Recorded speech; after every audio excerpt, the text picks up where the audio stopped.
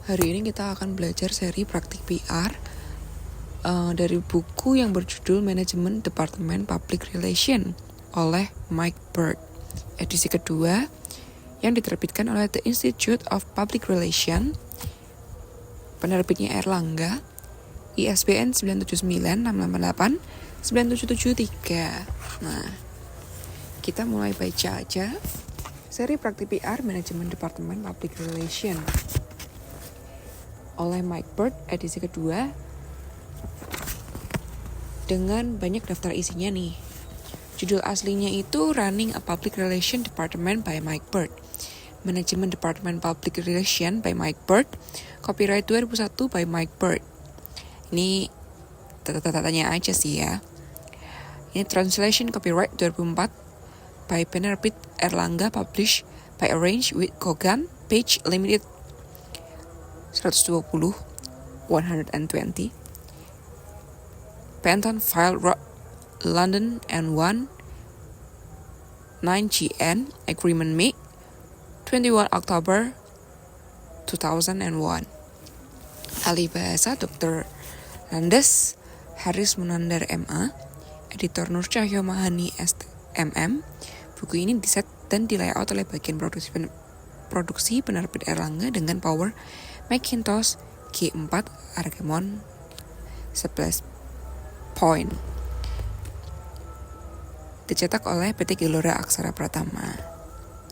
Dilarang keras mengutip, menciplak, memperbanyak, memfotokopi baik sebagian maupun keseluruhan isi buku ini, serta memperjualbelikannya tanpa izin tertulis dari penerbit Erlangga.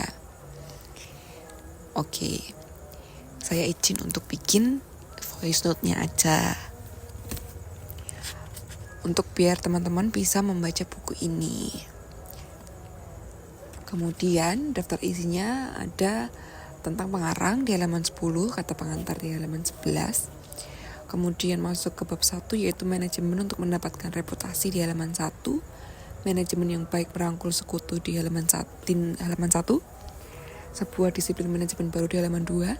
Dampak lingkungan organisasional di halaman ketiga. Pengelolaan bertingkatan yang berbeda di halaman 5. Tantangan internasional di halaman 7. Bab 2, bidang-bidang kegiatan yaitu di halaman 8. Isinya ada definisi PR di halaman 8, komunikasi finansial di halaman 9, hubungan dengan pemerintah di halaman 12, komunikasi pemasaran di halaman 15, komunikasi internal di halaman 18, kelayak korporasi lainnya di halaman 20, hubungan dengan masyarakat di halaman 23.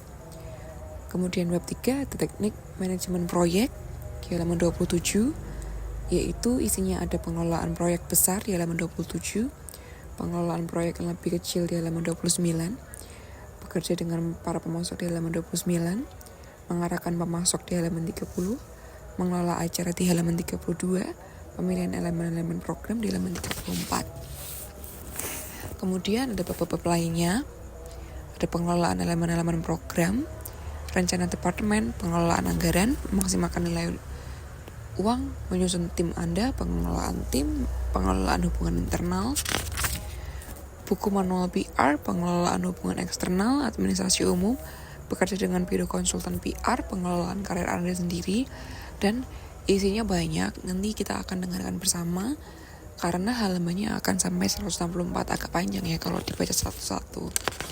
Kemudian saya mulai membacanya saja untuk teman-teman. Ini saya buat voice note karena saya punya sahabat-sahabat difabel yang sekiranya tidak bisa membaca, tapi mereka bisa mendengarkan secara audible. Ini biasanya mereka ada keyboard yang akan mengeluarkan voice seperti itu, dan sekarang juga sudah canggih.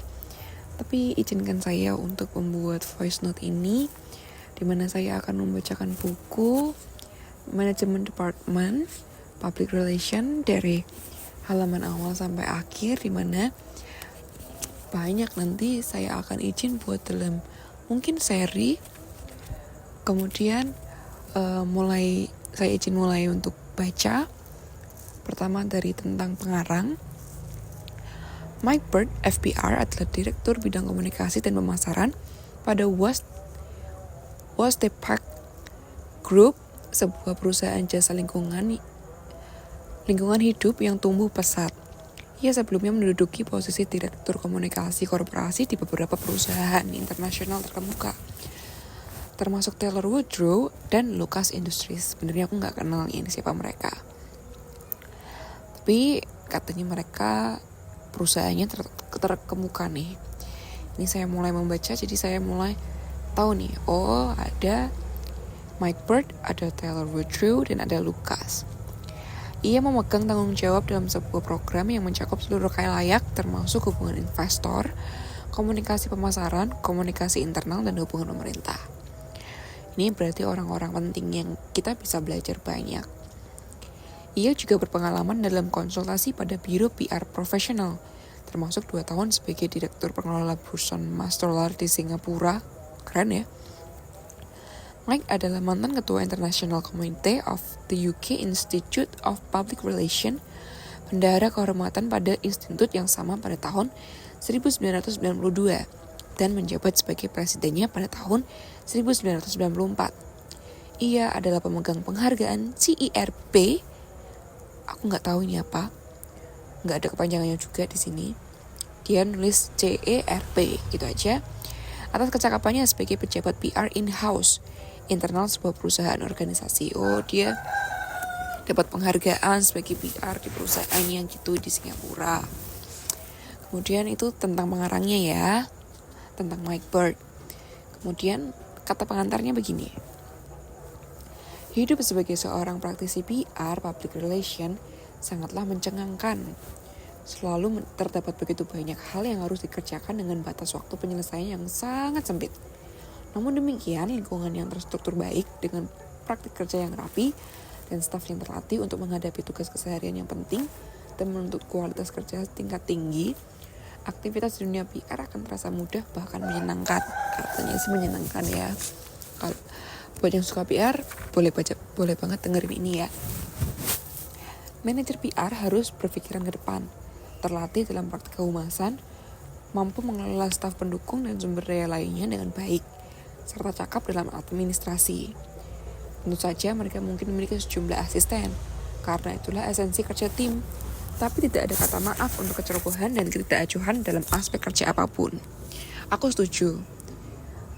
Untuk PR dia harus memang paham administrasi, dia harus punya asisten, punya tim.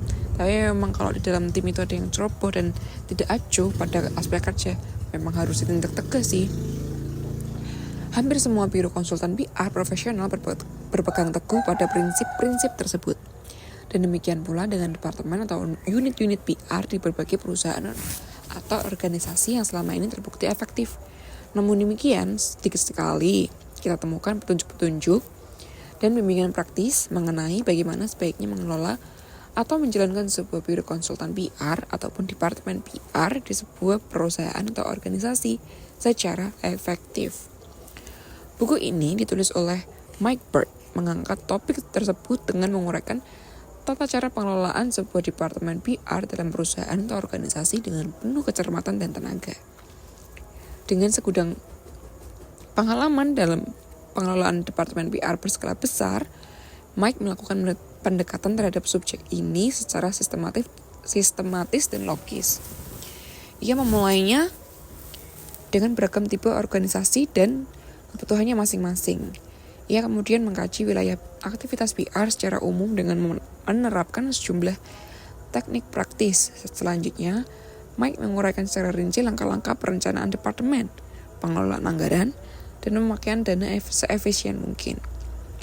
Manusia adalah inti bisnis, sehingga suatu bagian penting buku ini memfokuskan pada penciptaan dan pengelolaan sebuah tim serta pengelolaan hubungan internal dan eksternal.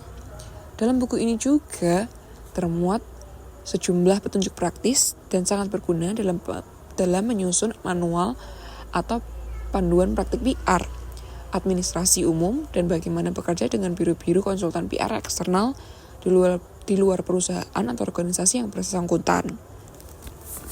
Akhirnya, Mike mengupas soal pengembangan pribadi seorang manajer PR, pengembangan karir, dan standar-standar etika yang sangat penting itu diulas secara menarik, dan buku ini mengajak pembacanya ke sebuah kesimpulan yang tepat dan kuat. Buku ini merupakan panduan komprehensif dalam membentuk dan mengelola sebuah departemen PR dalam organisasi dan memberikan dasar yang kokoh untuk membangun PR yang profesional dan efektif.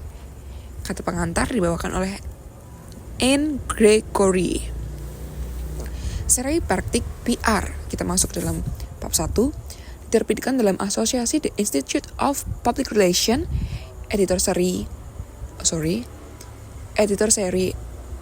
Anne Gregory. Kogan Page telah bergabung dengan Institute of Public Relations untuk menerbitkan seri ini yang dirancang khusus untuk memenuhi kebutuhan anggota masyarakat yang jumlahnya terus meningkat, yang ingin menekuni profesi PR dan bergabung ke dalam kelompok besar profesional PR dengan mengambil pendekatan berorientasi, aksi, dan praktis. Buku-buku ini, seri ini lebih berkonsentrasi pada isu-isu keseharian dalam praktik dan manajemen PR daripada tinjauan akademisnya. Buku-buku ini merupakan dasar yang ideal bagi mereka yang mengikuti kursus IPR, CAM, dan CIM. Aku nggak tahu itu apa. Yang akan mengambil kualifikasi NVQ dan dalam PR. Buat kalian yang mau ngambil kualifikasi dalam PR, kasih tahu dong itu apa. Bagi para praktisi PR, buku-buku seri ini akan memberikan penyegaran yang berguna dan untuk memastikan bahwa pengetahuan dan keahlian mereka selalu terbarui. Anne Gregory adalah salah satu akademisi PR terkemuka di Inggris. Ia adalah kepala School of Business Strategy dan asisten dekan pada Leeds Business School, salah satu fakultas dari Leeds Metropolitan University. Sebelum menjadi seorang akademisi, Anne menghabiskan 12 tahun dalam praktik kehumasan. Dia ada humas dulu guys. Dan berpengalaman pada tingkat senior baik pada departemen PR dalam organisasi maupun biro konsultasi PR eksternal. Ia masih terlibat dalam profesi konsultasi PR profesional dan menjabat direktur non-eksekutif Bradford Community Health Trust dengan tanggung jawab khusus pada berbagai masalah yang berkaitan dengan komunikasi. Anne adalah editor konsultan dari seri PR dalam praktik dan editor dari Public Relations dalam praktik juga dalam seri tersebut. Jadi kalau misalnya kalian mau baca buku yang lain nih, yang mungkin satu aliran sama judul dari buku ini, ada referensi lain nih yang dicantumkan. Itu ada Creativity in Public Relations oleh Andy Green, edisi Indonesia oleh penerbit Erlangga, Effective Media Relation oleh Michael Plan, Alison Ticker and David Wrack, edisi Indonesia oleh penerbit Erlangga, Effective Writing Skill for Public Relations oleh John Foster, Managing Activism oleh Dennis Degan, Planning and Managing Public Relation Campaign oleh Anne Gregory, edisi Indonesia oleh penerbit Erlangga, Public Relation A Practical Guide to the Basic oleh Philip Henslow, Public Relation in Practice oleh Anne Gregory, Risk Issues and Crisis Management in Public Relation oleh Michael Register and Judy Larkin, Public Relation Online oleh David Phillips, Public Relation Strategies oleh Sandra Oliver. Oke. Bab 1 ternyata baru masuk bab 1. Manajemen untuk mendapatkan reputasi. Berarti untuk mendapatkan reputasi ada manajemennya nih. Manajemen yang baik merangkul sekutu. Judulnya punchline banget nih.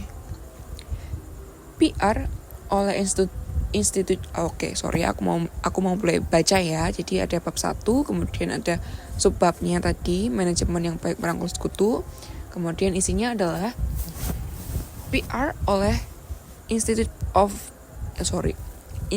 PR oleh Institute of Public Relations IPR didefinisikan sebagai disiplin untuk menjaga reputasi.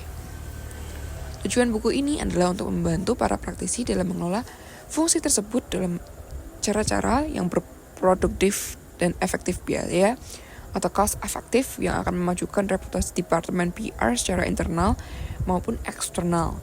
Sebuah departemen PR yang dikelola dengan baik akan dihormati secara internal dan mudah memperoleh sekutu guna membantu mencapai tujuan-tujuannya.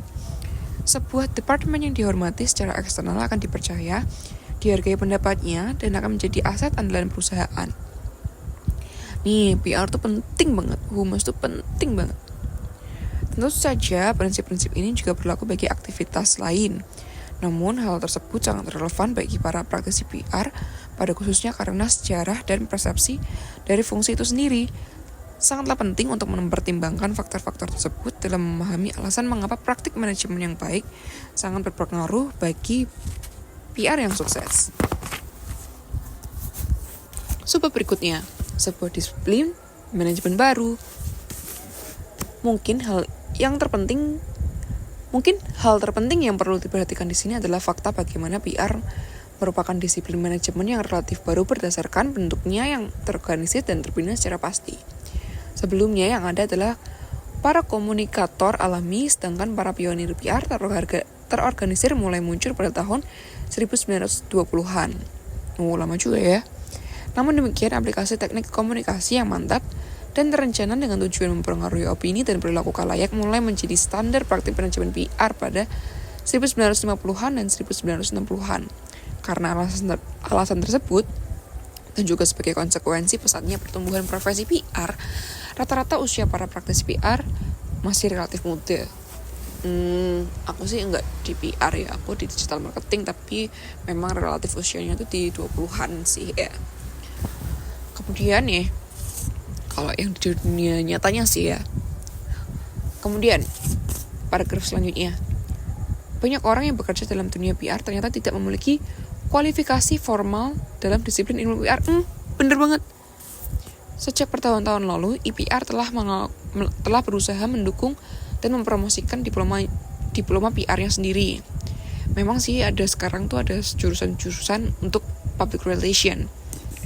Namun barulah di awal 1990-an, IPR mulai secara formal mengakui jenjang pendidikan PR strata 1 dan lanjutannya. Aku jadi tahu ya. Yaitu setelah terbentuknya matriks pendidikan yang diperlukan bagi standarisasinya. Masih sedikitnya praktisi PR yang berkualitas juga disertai dengan langkahnya keahlian manajemen umum dalam mengupayakan fungsi utamanya tadi. Hal tersebut antara lain disebabkan seolah-olah bisnis terlalu lamban dalam memasukkan materi PR dalam pendidikan manajemen dan dalam pengembangan kurikulumnya. Jadi sejauh ini kita memiliki sebuah disiplin yang masih belia dengan beragam kualitas tenaga yang sering memberi laporan kepada manajer umum yang tidak begitu memahami pentingnya PR. Akibatnya, manfaat yang dihasilkan dengan sendirinya juga akan rendah. Dalam keadaan ini, kebutuhan akan adanya kinerja manajemen berkualitas tinggi akan terus menekan pihak PR untuk lebih menyesuaikan diri terhadap agenda perusahaan. Ada faktor-faktor lingkungan lain yang menciptakan tekanan tambahan pada kerja PR. Sebagian kolega di kursi manajemen mungkin kurang menyadari pentingnya fungsi pokok PR yang disebutkan di atas. Hal itu biasanya didasarkan kurangnya pemahaman atas kecakupan dan kemampuan aktivitas PR dan manfaat yang dihasilkan. Bisa juga hal itu disebabkan oleh prasangka yang didasarkan pada penyalahgunaan terminologi seperti ungkapan hanya sekedar komentar PR yang menjadi pernyataan lazim di kalangan media. Para asisten promosi penjualan seringkali menggambarkan pekerjaan khas PR sekedar berupa kunjungan ke berbagai fasilitas organisasi, mendampingi tamu dari berbagai kalangan perusahaan, hingga penyiapan ruangan-ruangan jamuan hotel yang semuanya dianggap remeh dan tidak banyak membantu kinerja perusahaan atau organisasi yang bersangkutan. Masalah ini juga dicampur adukan dengan fakta bahwa pengelolaan acara juga sering menjadi bagian tanggung jawab dari staf PR yang kemudian menstimulasi citra gin and tonic. Syukurlah citra yang meremehkan PR seperti itu sekarang sudah mulai menghilang. Gagasan bahwa bergaul sebaik mungkin dengan orang banyak sebagai kualifikasi utama dalam PR adalah mitos lain yang mungkin perlu waktu berpuluh tahun untuk hilang. Iya juga sih ya. Orang bilang, oh PR yang sama orang lain itu ya gitu. Iya bener juga sih ya. Sebab berikutnya, dunia para pakar. Tanpa maksud mengkritik terlalu banyak, kita perlu ingat bahwa di sisi lain, banyak kolega kita sendiri yang memandang diri mereka ahli pada fungsi utamanya dibanding mereka yang berada di bidang lain, seperti keuangan atau teknologi informasi. Kenyataannya, seberapa banyak manajer umum yang mau mengaku bahwa mereka adalah komunikator lemah atau terlalu kaku sehingga sulit dipahami. Banyak orang percaya begitu saja bahwa mereka memiliki kemampuan alami dalam hal tulis-menulis dan sekaligus memiliki konsep kreatif yang hebat. Sehingga keahlian yang vital itu acap kali diremehkan. Bertolak dari hal-hal di atas, seorang manajer PR harus mampu mengambil dan mengelola reputasi organisasi melalui pola perilaku dan komunikasi yang dimilikinya. Manajer PR harus mendapatkan anggaran yang dibutuhkan untuk melaksanakan sejumlah program yang telah ditetapkan. Manajemen fungsi PR yang baik akan turut menentukan keberhasilan atau kegagalan suatu perusahaan organisasi, dan hal ini juga akan memberi para manajer PR status yang setara dengan berbagai posisi kunci manajemen lainnya dalam organisasi. Ih bener banget aku setuju sama buku ini, aku suka. Kemudian sebab berikutnya, dampak lingkungan organisasional. Gaya manajemen departemen PR secara substansial akan selalu dipengaruhi oleh kondisi dasar, struktur dan budaya organisasi di mana ia beroperasi. Ini masih elemen 3 ya guys.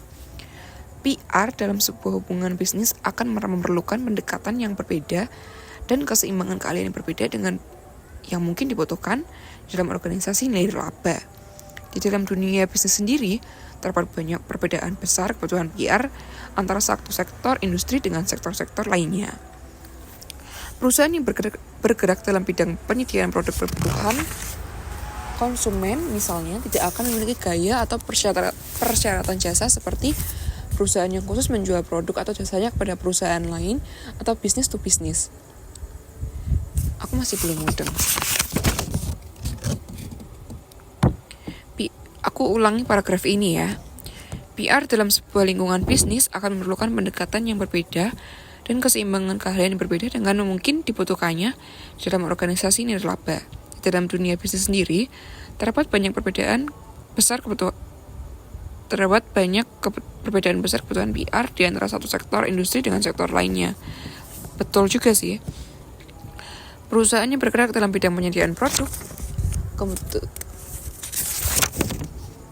kebutuhan konsumen, misalnya tidak akan memiliki gaya atau persyaratan jasa PR seperti perusahaan yang khusus menjual produk atau jasanya kepada perusahaan lain atau bisnis to bisnis. Oh iya benar juga. Produk sama jasa emang beda. Demikian pula operasi dalam wilayah kerja yang memiliki aturan ketat seperti keuangan, jasa-jasa profesional, atau dalam penyediaan fasilitas umum akan menciptakan kebutuhan khususnya sendiri. Sebuah perusahaan yang sudah mapan dalam bidang tradisional akan membutuhkan cara-cara yang lebih pasti dan dalam mengerjakan segala sesuatunya dibandingkan dengan sebuah organisasi muda di bidang teknologi, informasi, atau industri hiburan yang memang mengandalkan inovasi dan perubahan untuk berkembang. Jenis kegiatan PR yang diperlukan oleh keduanya jelas akan berbeda. Betul. Beberapa bidang bisnis memiliki cara-cara yang formal dan terstruktur rapi dalam melaksanakan segala sesuatunya. Inilah yang sepertinya terjadi pada sektor publik. Penggunaan PR yang terencana pada sektor publik adalah fenomena yang relatif baru dan mungkin akan terdapat lebih banyak hambatan yang harus diatasi oleh para manajer PR dibandingkan dengan berada di dunia komersial. Permintaan akan jasa-jasa PR oleh sektor sosial atau sukarela juga dapat demikian beragam. Bekerja untuk badan amal sederhana dapat sangat menyenangkan dan demikian informal, sementara sebuah badan sosial yang profesional mungkin akan lebih kaku. Ya memang sih. Dalam kedua kasus itu, metode pembuatan keputusannya mungkin sama-sama lewat dewan penyantun. Bisa jadi sangat berbeda dan tentu saja kebutuhan jasa PR-nya akan berlainan. Biasanya memang lebih sederhana kalau yang memang tidak terlalu besar ya. Kalau yang udah yayasan gede gitu memang kaku gitu ya. Kemudian sebab berikutnya, tidak ada organisasi yang sama. Ini kayak kita dibukakan bahwa ada fakta-fakta dan ada berpikir secara logis dan realistis. Kita harus menghindari generalisasi karena jenis dan kebutuhan organisasi yang satu selalu berbeda dari yang lain. Selalu ada bank komersial dan badan-badan profesional yang progresif dan dinamis, sebagaimana juga ada butik-butik dan lembaga amal yang elegan atau sederhana, yang masing-masing memerlukan jasa PR-nya yang berbeda. Bahkan pada dasarnya, tidak ada dunia organisasi yang persis sama. Hal ini tentu saja tidak perlu menjadi masalah bagi seorang manajer PR modern yang memiliki keahlian yang dapat disesuaikan dengan baik. Meskipun demikian, perlu diingat pula bahwa penyesuaian itu juga akan memengaruhi struktur dan gaya departemen PR di organisasi yang bersangkutan.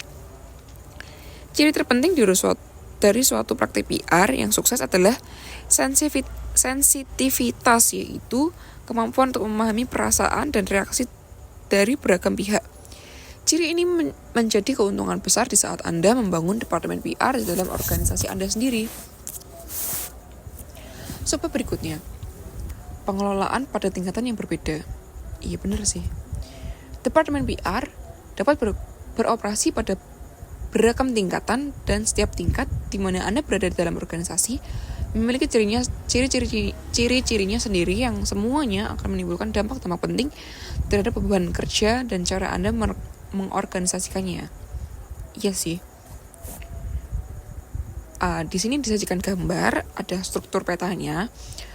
Gambar 1.1 menunjukkan struktur pelaporan yang khas untuk sebuah departemen PR. Untuk departemen PR tingkat korporat atau kantor pusat, biasanya departemen PR menetapkan standar-standar pokok di berbagai bidang kegiatan. Bisa jadi departemen PR itu akan mengontrol langsung kerja dari para staf lapangan atau staf regional, atau bisa juga para staf ini melapor ke manajer umum lokal yang digambarkan pada garis putus ke departemen PR di kantor pusat. Dalam setiap cara harus ada pendekatan komunikasi secara terkoordinasi untuk memastikan tersampaikannya pesan-pesan yang konsisten tentang organisasi. Jadi kalau dalam organisasi itu emang agak ribet ya guys. Ada strukturnya. Ini kalau di dalam strukturnya itu bagiannya nih, departemen PR di kantor pusat perusahaan besar. Ada eselon-eselonnya nih. Eselon eksekutif puncak nih. Isinya ada 4. Direktur keuangan, perencanaan korporasi, direktur personalia, direktur PR. Kemudian direktur pengelola lapangan, itu ada 4 itu tadi. Kemudian ada departemen PR tingkat lapangan atau cabang. Ini terbagi jadi 4 kategori, tapi yang bagian atas itu adalah direktur pengelola lapangan atau manajer umum wilayah. Dia mengepalai direktur keuangan, direktur personalia, direktur pemasaran, direktur PR, dan manajer sektor bisnis atau manajer lokasi. Nah, itu struktur pelaporan khas pada departemen PR. Kemudian aku lanjut ke paragraf selanjutnya. Departemen PR di kantor pusat, di markas besar perusahaan atau organisasi, staf PR melakukan laporan kepada manajer senior organisasi yang selalu dituntut untuk memberikan sejumlah hasil. Pada gilirannya ini juga memberi tekanan ekstra bagi para profesional PR. Seringkali pada manajer senior, emang sih kebanyakan yang senior tuh gitu. Seringkali para manajer senior seperti para pemimpin perusahaan publik berada pada usia matang dan lebih menyukai nasihat yang berasal daripada praktisi berusia sama. Ini nih, kalian tuh harus dengerin yang muda juga, kalau kasih masukan. Ini berarti diperlukan lebih banyak bobot pengalaman praktisi dengan usia matang daripada diperlukan pada katakanlah unit PR di bagian promosi produk pada bisnis barang konsumsi. Departemen PR korporasi di tingkat pusat berada di kantor pusat juga membutuhkan keseimbangan keahlian yang lebih luas dibandingkan dengan tingkat lapangan atau cabang. Biasanya ini juga termasuk penguasaan kecakapan tertentu seperti hubungan dengan pemerintah, penulisan naskah pidato, dan hubungan dengan investor jika perusahaannya adalah perusahaan publik yang terdaftar di bursa saham. Yang udah di bursa saham pasti lebih ciamik nih. Kemampuan berbahasa menjadi sangat vital bagi organisasi yang tersebar di tingkat internasional. Kemudian sebab berikutnya, operasional di tingkat lapangan. Departemen PR pada tingkat lapangan, cabang, divisi, atau kantor regional dari suatu organisasi atau perusahaan diharuskan dapat memenuhi permintaan manajer operasional di tingkat lokal sekaligus memenuhi berbagai kriteria yang ditegaskan oleh kantor pusat. Departemen PR dapat memegang peran unik dalam menyatukan cabang dengan pusat. Dengan tetap mewakili kepentingan pusat, pelaksanaan PR di tingkat cabang, lapangan, atau divisi akan dapat dipastikan memperoleh penghargaan yang memadai. Ini dapat membantu pengembangan karir para manajer divisi bersangkutan, dengan demikian juga menunjukkan besar nilainya fungsi-fungsi PR pada mereka. Fungsi PR tuh. Setiap korporasi pada dasarnya merupakan himpunan dari seluruh bagian-bagiannya. Penciptaan berita-berita yang bagus mengenai pusat dan penghindaran batu kerikil, masalah kecil yang mengganggu, atau setidaknya pemberian peringatan dini kepada pusat adalah cara untuk memperoleh sahabat di kantor pusat. Pada tingkat lapangan, sebagian besar tugas sesungguhnya membutuhkan elemen penting dari keahlian komunikasi pemasaran. Dengan demikian, si manajer PR juga dituntut bekerjasama secara erat dengan bagian pemasaran nih. Harusnya nih bagian PR tuh bekerjasama banget nih sama bagian marketing, demi mencegah pecahnya perang teritorial yang terkadang muncul dari kebingungan menyangkut aturan-aturan yang tidak baku dari ketua unit penting tersebut. Memang sih tipis banget antara PR sama marketing ya, pemasaran. Terlepas dari apakah Departemen PR bertanggung jawab untuk sejumlah wilayah ataupun wilayah tunggal, komunikasi internal atau tetap menjadi elemen penting dari beban kerja, terutama dalam bidang manufaktur ataupun kegiatan lain yang melibatkan sejumlah besar tenaga kerja. Anda sebagai manajer PR juga harus mengelola hubungan dengan masyarakat lokal, terutama untuk tim kerja lapangan yang acap kali menimbulkan ketidakselarasan dengan lingkungan sekitar. Jadi memang kalau misalnya kita bekerja dalam bidang marketing, kita tuh butuh PR yang kalau misalnya nih, kalau ini pengalaman saya pribadi ya. Jadi kalau kita mengadakan acara, kegiatan, kita butuh teman PR kita yang misal ketok pintu surat izin, kayak kita izin ke sini ya, dengan PR kan bahasanya mungkin dia yang udah belajar kayak gitu kan ya, dia udah tertata, udah tahu strukturnya bagaimana, mungkin administrasi juga dia udah paham kayak gitu kan ya. Untuk orang marketing biasanya kan cuma ya yang penting kita jualan tempatnya di sini kayak gitu kan ya. Tapi kalau soal perizinan ini memang dibutuhkan banget adanya PR begitu. Tantangan internasional, sebab berikutnya. Salah satu tempat paling menantang dalam mengelola PR adalah di kantor cabang luar negeri atau kantor perwakilan. Aku belum pernah sih ya, karena memang belum pernah ke luar negeri. Suatu saat bisa, amin. Anda akan menjadi salah satu pelaksana kunci dalam meyakinkan bahwa pesan-pesan korporasi atau kantor pusat tidak akan terkorupsi. Ini penting banget nih. Bahkan sedapat mungkin ditampilkan dalam bentuk tertentu yang lebih bisa dipahami secara lokal. Sebaliknya, Anda juga harus menjelaskan kebiasaan atau budaya lokal ke kantor pusat. Dalam berbagai peran tersebut, Anda mungkin menjadi satu-satunya profesi PR yang ada, tanpa rekan atau staf yang memberi dukungan maupun dorongan. Dalam situasi ini adalah penting sebagaimana dikemukakan sebelumnya untuk memastikan bahwa Anda benar-benar mampu mengelola diri sendiri dengan baik.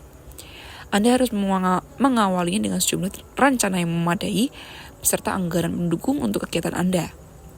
Nih, butuh nih anggarannya nih. Anggaran pendukung untuk kegiatan Anda, memonitor dan melaporkan semua perkembangan yang dicapai. Ketelitian seperti ini akan mempersiapkan diri Anda untuk memikul tugas-tugas yang lebih besar dalam karir Anda di masa depan dan mendukung status dan pencapaian Anda pada jabatan yang akan Anda jalankan. Buat yang punya jabatan. Nah, bab 1 sudah selesai. Untuk seri berikutnya akan aku lanjutkan pada rekaman berikutnya. Masuk ke bab 2 nanti tentang bidang-bidang kegiatan. Oke? Aku sudahi dulu untuk rekaman yang pertama.